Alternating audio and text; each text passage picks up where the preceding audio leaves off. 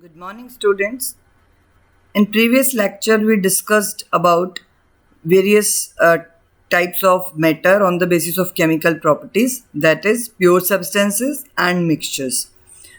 In today's lecture, we'll discuss what are various types of mixtures in the form of solutions, colloids, and suspension.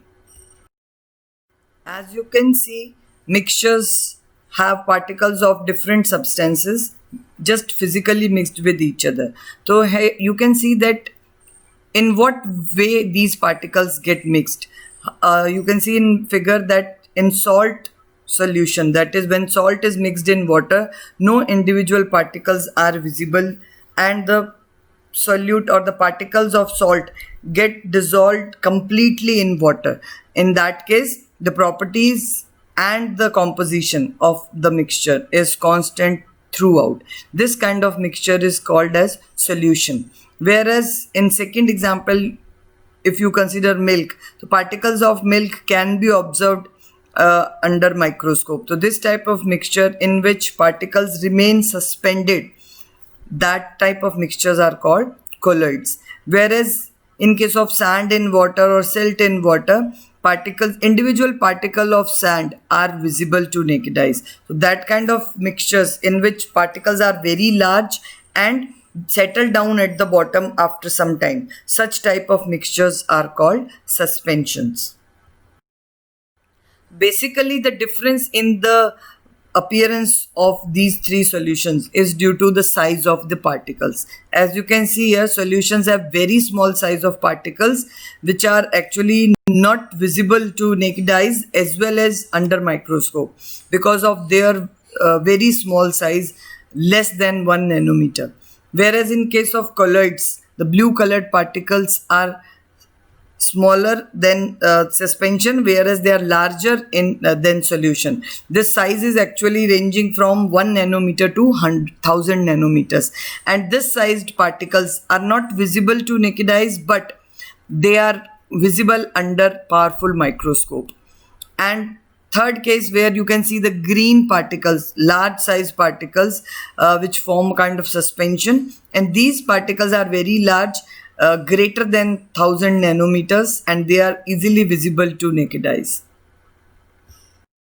Let us discuss solutions first. Solutions can be defined as homogeneous mixture of two or more chemically non-reacting substances in a variable proportions. Means when we mix two or more substances, they should not chemically react first of all. Otherwise, if they will react chemically, the new substance will be formed and a chemical change will take place. Whereas mixtures are actually made by physical changes only. So they are just mixed, and you can mix them in any proportion. Means you can mix 1 tablespoon of sugar in 1 glass of water. You can add one more. So by some variable proportions, you can prepare a kind of mixture. But if the particles are present in such a way that they are evenly dissolved, completely dissolved in another substance, then that type of mixtures are called solutions. Solutions can be made by two main components. The component which is the larger one means that dissolves other substances in it. Here in this example, we are adding sugar in water. So we can say that water which is taken in large amount in glass, that will be a solvent, whereas the other smaller component which gets dissolved in the other larger component is called solute. So sugar or common salt, which is used here in this example, is a kind of solute here.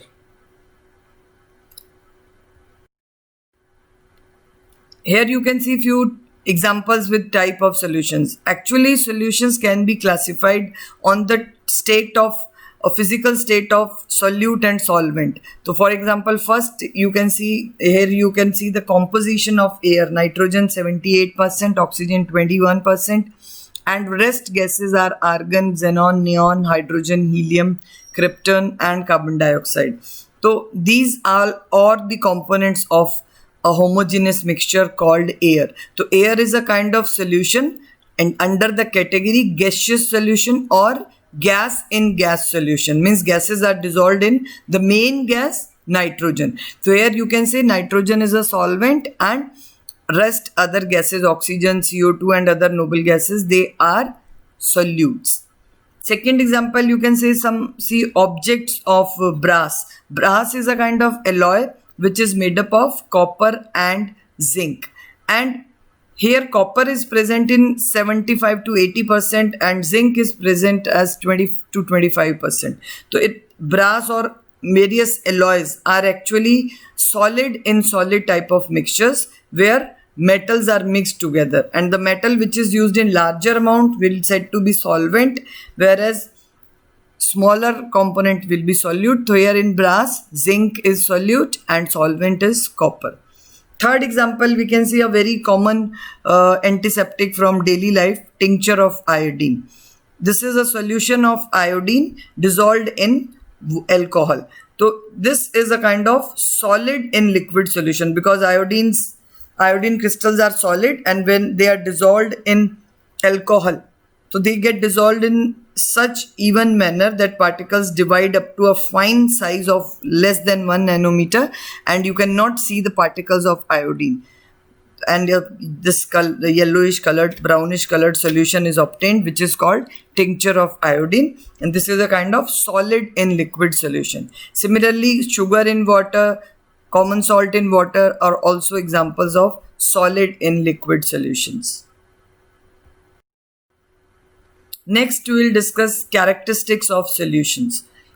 Solutions are homogeneous in nature, particle size is less than 1 nanometer, clear and transparent. Whenever you prepare sugar solution at home, salt solution at home, you can see that they are quite clear and transparent because particles evenly get dissolved in solvent. Particles are not visible to our naked eyes because of very small size. Even they are not visible under any powerful microscope. And solutions have very small size of particles, so they cannot be filtered by any normal filter paper or semi-permeable membrane. So we cannot separate components of a solution by any filter paper. They do not scatter light because of very small sized particles. Solutions do not scatter light, hence they do not show Tyndall effect. And last, particles do not settle because of very small sized particles. They do not settle down, they remain dissolved throughout the mixture, giving it a stable composition. Next, second type of mixtures are colloids. Colloids or colloidal solutions are a kind of heterogeneous mixture in which particles remain suspended throughout the bulk in such a way that it appears to be homogeneous. Means particles will not dissolve completely, but they remain suspended. वो distributed रहेंगे throughout the bulk of solution in such a way that they never settle down at the bottom, and the mixture appears to be homogeneous, but at microscopic level it is heterogeneous as individual particle is visible under microscope. The components of colloids are basically smaller component which is said to be solute in case of solution. Here it is termed as dispersed phase because here the particles of solute are not dissolved but they remain dispersed or suspended or distributed throughout the bulk. So that is why they are called dispersed phase particles, and the larger component in which the particles of dispersed phase are suspended is called dispersion medium. So here in this example picture you can see that the particles which are suspended in the bulk are called dispersed phase, and the particles of and you can say the larger component is said to be dispersion medium. Examples: egg albumin in water, milk in water, starch solution prepared in hot water is also a kind of colloidal mixture. In this slide you can see various types of colloidal solutions on the basis of physical state of dispersed phase and dispersion medium. For example, when gases are dispersed in liquid, the type of colloidal solution formed is foam. Gas when dissolved in solid, then that is called solid form. So two types of foams can be formed. So these are eight types of colloidal solutions: foam, solid form. When liquid, dispersed in gas, type of colloidal solution, aerosol. Liquids when dispersed in liquid, emulsion is formed. Liquids when dispersed in solid, gel is formed. And solid when dispersed in a gas, solid aerosol or simply aerosol is formed. Solid when dispersed in liquid, sols are formed. And when solid are dispersed in solid sols are formed. So you can find these types of colloidal solution and learn the examples that are available in your daily life.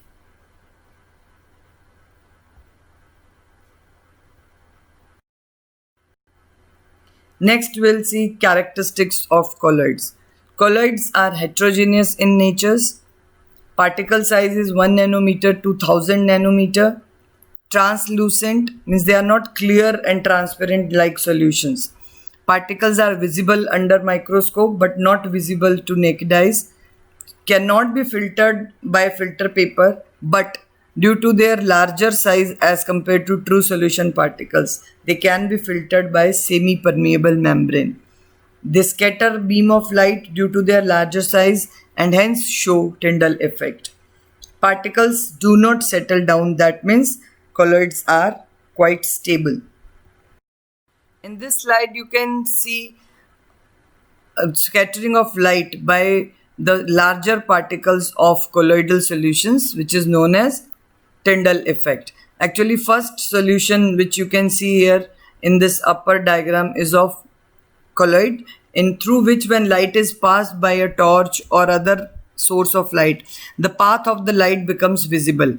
In second beaker, path of light is not visible, and in third beaker, path of light is visible because the particles of suspension, which are quite large, you can see the particles also, and these suspensions show Tyndall effect till the particles remain suspended. Once the particles will settle down, suspensions will not show Tyndall effect. So we can always remember solutions, because of their small sized particles, do not show Tyndall effect. Colloids, particles are larger in size and they remain suspended throughout because of their stability, and hence colloids show permanent Tyndall effect, and suspensions show Tyndall effect only when the particles remain suspended. When the particles settle down, when the suspensions are left undisturbed, you know that particles settle down. In that case, they will not show Tyndall effect. So permanent Tyndall effect is shown by colloidal solution, which is actually scattering of light by the particles which are of comparable size of wavelength of light. Next, third type of mixtures, suspension. Suspensions are actually heterogeneous mixtures in which particles do not dissolve but remain suspended in such a way that they are visible to naked eyes and settle down when left undisturbed. This is very important that particles, suspension, particles का colloids में भी है, suspensions में भी है, but due to large sized particles of suspension, they settle down when solutions are left undisturbed and the particles are visible to naked eyes as well. Example, sand in water, silt in water, chalk powder in water, etc. Here you can see an example when sand is dissolved in water and the mixture is left undisturbed for some time. So you will see that the particles of sand will settle down at the bottom and you can easily find those particles because they are of larger size and they are easily visible to eyes. Next, characteristics of suspension. A suspension is a heterogeneous mixture. Particle size is greater than 1000 nanometer. They are opaque in nature, and particles, because they are larger in size as compared to solutions and colloids, they are visible to your naked eyes as well. And as you can see here in the figure, you can easily filter suspension because large size particles do not pass through the filter paper and they remain as residue. Means if you filter sand in water or muddy water, you can easily filter out sand because sand particles do not pass through filter paper. Hence you can easily separate suspensions by filtration. Suspensions scatter light till the particles remain suspended. After that, when they are unstable, then they will not show Tyndall effect. And particles settle down at the bottom of the container after some time. Hence, suspensions are unstable. Let us find the differences between these three types of mixtures: solutions, colloids, and suspension on the basis of few properties. Homogeneity. True solutions homogeneous. Colloids appear to be homogeneous but actually heterogeneous. Suspensions are always heterogeneous.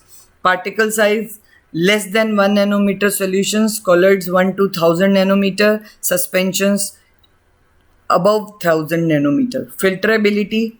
True solutions pass through filter paper, hence cannot be filtered. Colloids pass through ordinary filter paper, but they can be filtered through ultra filters like SPM, semi-permeable membrane. Suspensions do not pass through filter paper, hence they can be filtered out. They can be separated. Visibility. Particles cannot be seen by naked eyes as well as under microscope in solution, but colloidal particles can be seen by a powerful microscope, and suspension particles are seen with naked eyes as well.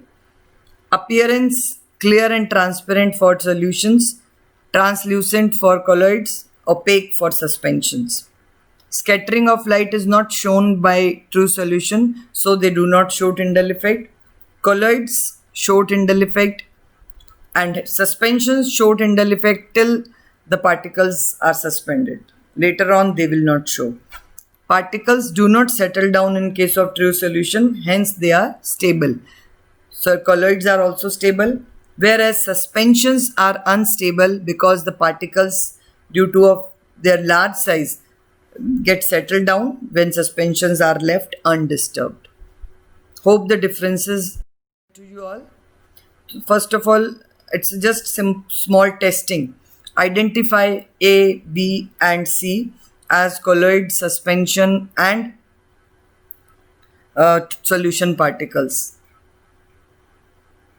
Identified? Yes, good.